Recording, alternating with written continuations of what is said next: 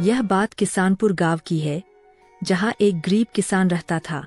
पर वह जितना गरीब था उतना ही मेहनती भी था। वह अपनी पत्नी के साथ एक छोटे से गांव की छोटी सी कुटिया में रहते थे। एक दिन की बात है, वह अपने खेतों में काम कर रहा था। गर्मी की तेज किरणें उसके माथे पर पड़ रही थीं, फिर भी वह अपने काम को पूरी लगन से कर रहा था। बस यह फसल अच्छी हो जाए तो राधा को भी मैं अब और दुख नहीं देखने दूंगा।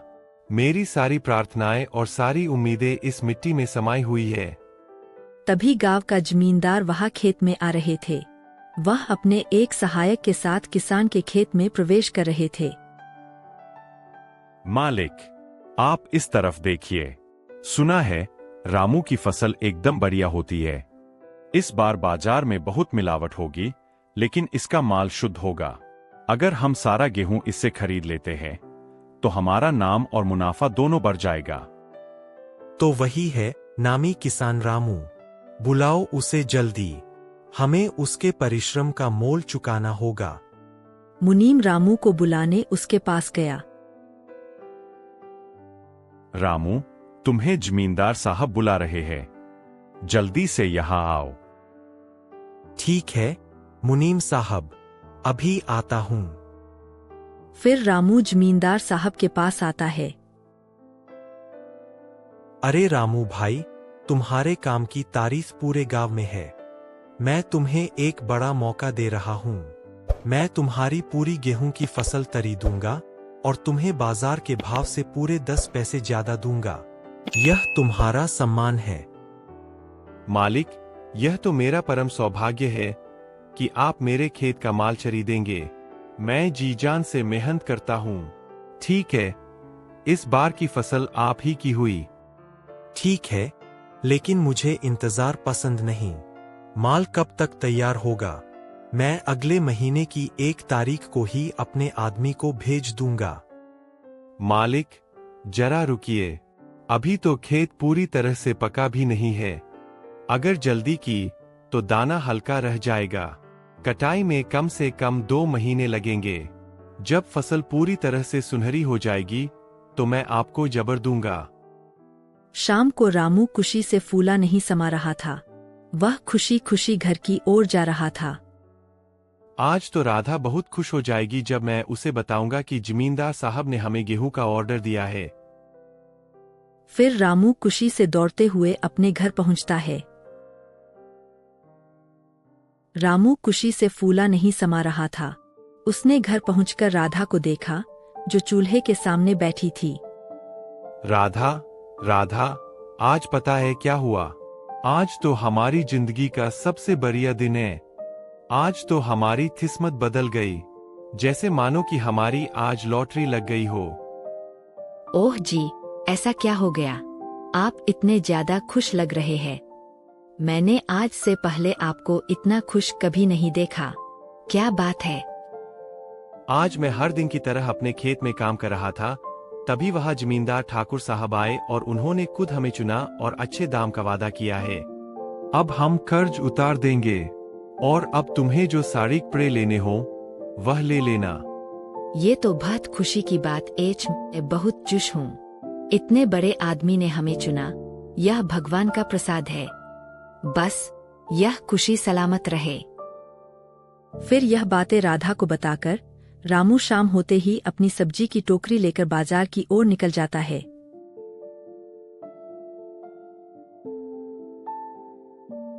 फिर रामू अपनी टोकरी को लेकर अपनी जगह पर बैठ जाता है। सब्जी ले लो, सब्जी, ताजी ताजी सब्जियां ले लो। आलू ले लो, भिंडी ले लो, टमाटर ले लो। फिर धीरे धीरे लोग आने लगे और उसकी सारी सब्जियां बिक गईं। फिर रात होते ही वह खुशी खुशी अपनी खाली टोकरी लेकर अपने घर की ओर निकल जाता है।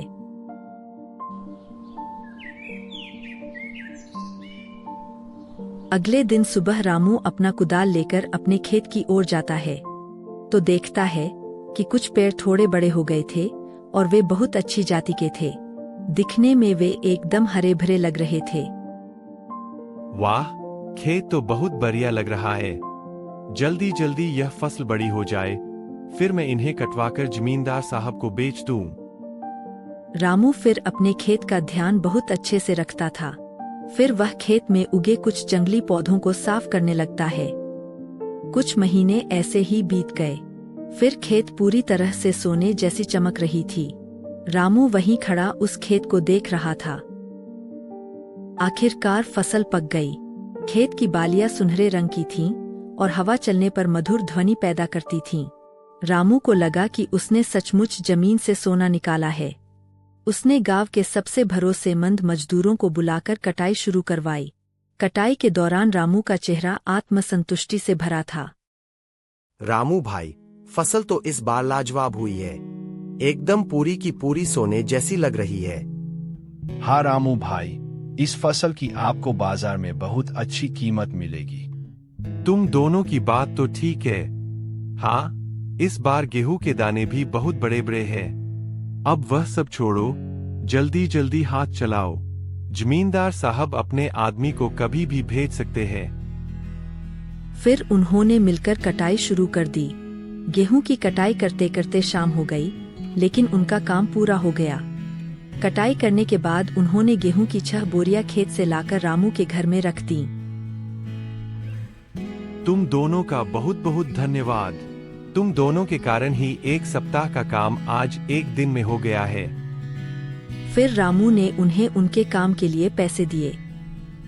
राधा, देखो ये है हमारी सोने से भी ज्यादा कीमती गेहूं। इससे ही कल हम अमीर बनने वाले हैं। ये बोरियां ही हमारी जिंदगी है। हाँ, बस आज रात की ही तो बात है। फिर तो हम भी कल से अच्छे अच्छे खाना खाएंगे, अच्छी अच्छी जगह घूमेंगे। उसी रात जब गांव गहरी नींद में था, 2 शातिर चोर चुपके से रामू के घर के पास पहुंचे और उन्होंने गेहूं की 6 बोरियां चुराकर भाग गए। किशन, काम बहुत साफ होना चाहिए। किसी को कानो कान जबर नहीं होनी चाहिए। इस तरीब को फिर कभी अमीर बनने का ख्वाब नहीं देखना चाहिए। चोर चुपचाप दबे कदमों से रामू के घर से सारी गेहूं की बोरियां उठा ले गए।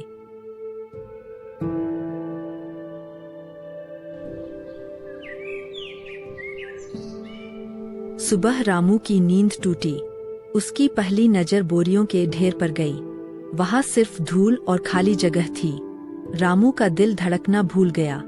वह यह दृश्य देखकर अचंभित रह गया। राधा, राधा, मैं लुट गया। हमारे यहाँ चोरी हुई है।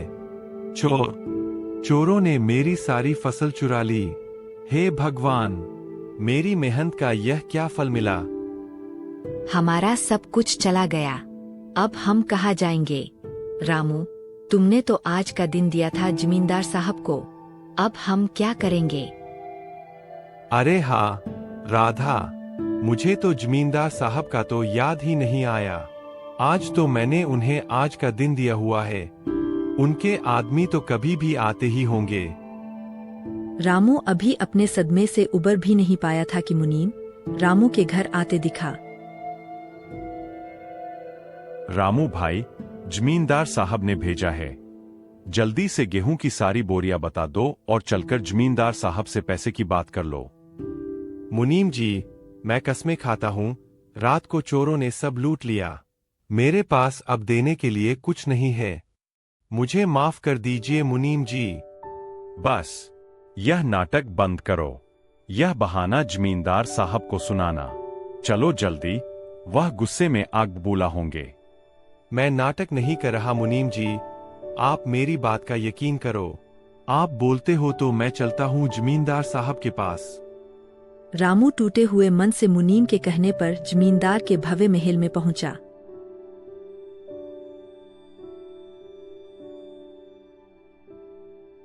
मालिक, मुझे माफ कर दीजिए।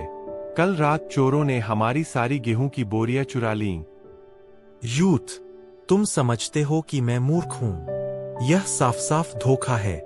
तुमने बाजार में ज्यादा दाम देखकर मेरा सौदा तोड़ दिया और अब चोरी का नाटक कर रहे हो। तुम्हारा विश्वास खत्म हो गया। मालिक, मैं सच कह रहा हूं। मैं तरीब हूं, लेकिन मैं धोखेबाज नहीं हूं।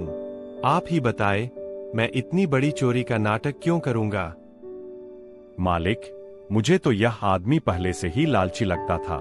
यह आदमी लालची है। इसकी बातों पर विश्वास मत कीजिए। रामू, मैं तुम्हें अंतिम चेतावनी दे रहा हूं। अगर मुझे पता चला कि तुम झूठ बोल रहे हो, तो मैं तुम्हारी जमीन, घर और तुम्हारे परिवार को इस गांव से बाहर निकलवा दूंगा। अब जाओ। रामू अपमानित होकर मन ही मन प्रतिशोध की आग में जलता हुआ घर लौट आया।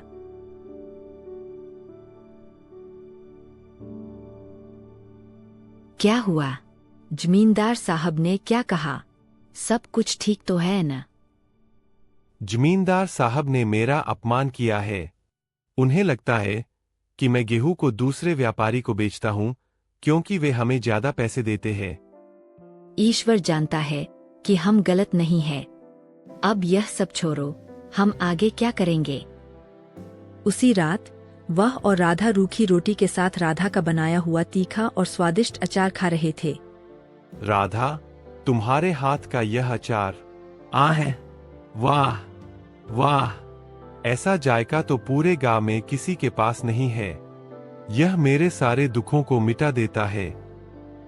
जी, यह मेरी माँ की खास विधि है। बाजार में कोई ऐसा अचार नहीं बेचता। क्यों न हम अचार की दुकान ही खोल दें? यही तो हमारी अंतिम आशा है।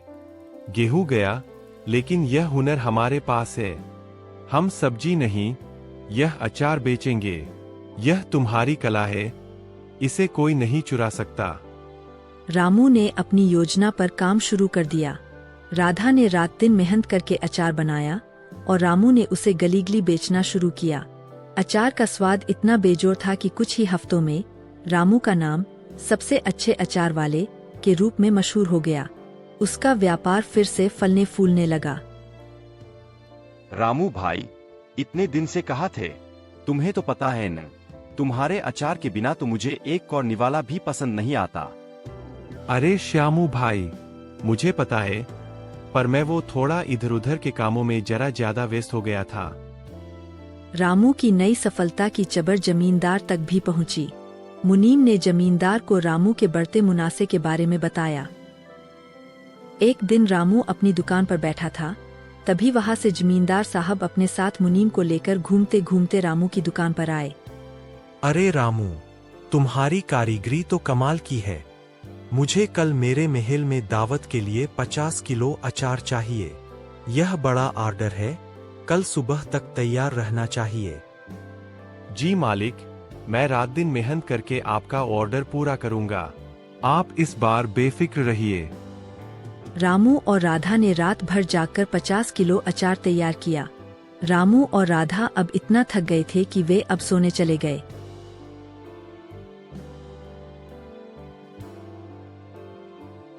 जब अगली सुबह हुई तो रामू फिर से चौंक गया।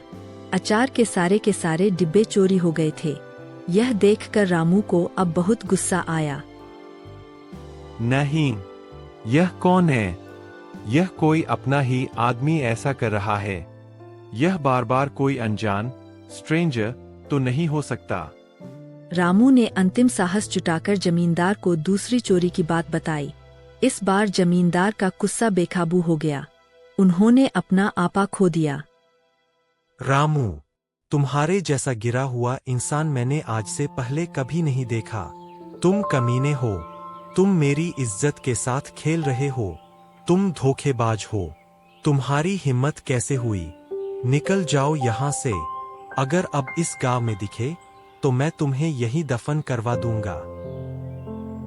रामू को ऐसा लगा जैसे किसी ने उसके दिल में छुरा भोंक दिया हो। उसकी ईमानदारी पर सवाल उठाए गए थे, अब उसके चरित्र पर भी सवाल उठ गए थे।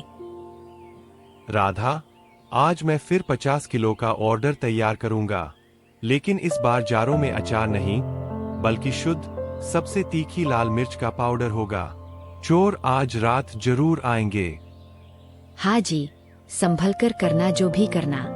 वे सब चोर है, उनके पास हथियार भी होंगे। 50 किलो का माल तैयार करके दोनों सो गए। रात होते ही वे दोनों चोर फिर से उसके घर आए। लगता है इस बार माल ज्यादा है, जल्दी खोलो। पिछली बार जैसा किसी को कानो कान खबर नहीं होनी चाहिए। आह, मेरी आंखें जल गईं। मैं अंधा हो गया। यह क्या है? डिब्बे में कुछ और है। अचार नहीं है, शायद लाल मिर्च है। रामू यह गड़गड़ाहट की आवाज सुनकर तुरंत वहां आ गया। ओह, तो तुम दोनों हो इन सब के पीछे। अब कैसा लग रहा है जब आंख में लाल मिर्च गई तो? पानी, कोई पानी लाओ, मेरी आंखें जल रही है। मुझे माफ कर दो रामू भाई, मैंने यह खुद से नहीं किया, यह सब मुनीम जी के कहने पर किया है। ठीक है, जाओ, पर दोबारा इस गांव में चोरी नहीं होनी चाहिए, नहीं तो मैं तुम्हें दोबारा नहीं छोड़ूंगा।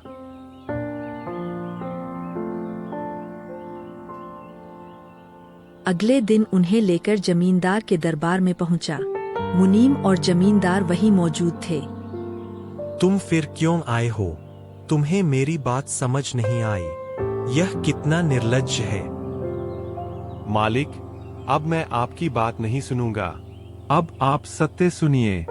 चोर पकड़ा गया है और असली गुनहगार भी।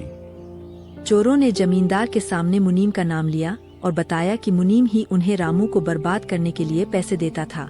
मुनीम का झूठ सबके सामने आ गया। उसका चेहरा पीला पड़ गया। रामू, तुमने अपनी बुद्धि और साहस से मुझे मेरी गलती का एहसास कराया। मैंने तुम्हारे साथ बहुत बुरा किया। जमींदार ने मुनीम को सजा दी और रामू को उसका सारा नुकसान वापस किया।